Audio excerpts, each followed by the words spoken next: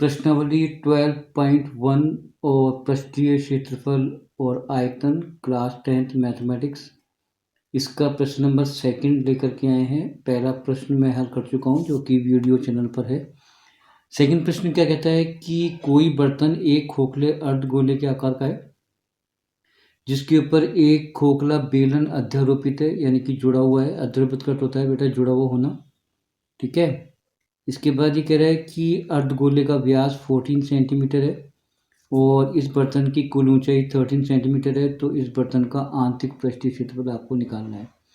ये देखो चित्र है, यहाँ पर नीचे देखो, ये पूरा एक अर्धगोला है यानी गोले का आधा भाग है और ये जो ऊपर का भाग है ये आपका बेलन का है। ये दोनों एक दूसरे से जुड़े हुए हैं, ठीक है। तो हमें निकालना है इसका आंतरिक पृष्ठीय क्षेत्रफल। तो पहले अपन क्या करेंगे, सबसे पहले अपन जो व्यास है उसकी बनाएंगे अपन रेडियस यानी कि त्रिज्या बनाएंगे। तो जो व्यास है वो दोनों का सेम होगा, यानी अर्धगोले का व्यास भी बेटा 14 होगा तो आपके बेलन का भी व्यास आपका 14 ही होगा। तो व्यास दे रखा है इसने 14, तो हम बनाएंगे इसकी रेडियस यानी कि त्रिज्या। तो आर बेटा वो 7 सेंटीमीटर हो जाएगी। अब ये जो आर है ये अर्धगोले की भी 7 होगी और बेलन की भी बेटा 7 ही होगी, ठीक है। अब देखो इसकी जो कंप्लीट हाइट है यानी कि यहाँ से लेकर के और जो यहाँ तक की हाइट है पूरी 13 है। तो अगर हम बेलन की ऊंचाई निकालेंगे तो हमें कुछ एक्सरसाइज करनी पड़ेगी। वो क्या करनी पड़ेगी कि जो अर्धगोले की जो रेडियस है वो इसकी ऊंचाई के बराबर होती है, अर्थात ये जो ऊंचाई यानी कि इसकी वो कितनी होगी 7 होगी, ठीक है। ये अर्धगोले की विशेषता है जो रेडियस और ऊंचाई दोनों इक्वल होती है, ठीक है। अब हमें क्या है बेटा बेलन की ऊंचाई निकालनी है। तो हम क्या करेंगे, इस 13 में से ये 7 घटा देंगे तो ये बेलन की ऊंचाई आ जाएगी। तो मैंने यहाँ पे लिखा बेलन की ऊंचाई।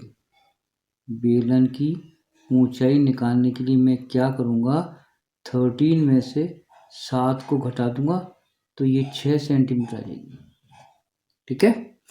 अब देखो ये आपका यहाँ से यहाँ तक का आपका 6 सेंटीमीटर हो गया है ना। अब निकालेंगे इस बर्तन का आंतरिक पृष्ठीय क्षेत्रफल। तो यहाँ से लिखा मैंने बर्तन का आंतरिक पृष्ठीय क्षेत्रफल, ये हमें निकालना है। तो पहले अर्धगोले का फिर बेलन का, ये अपने को लिखना पड़ेगा। तो यहाँ पे लिखेंगे अर्धगोले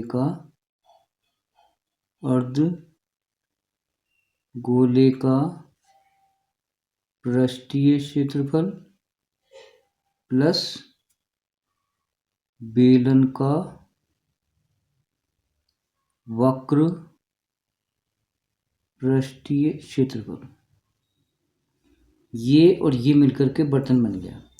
अब अर्धगोले का होता है 2πr² और बेलन का होता है 2πr और h, ठीक है।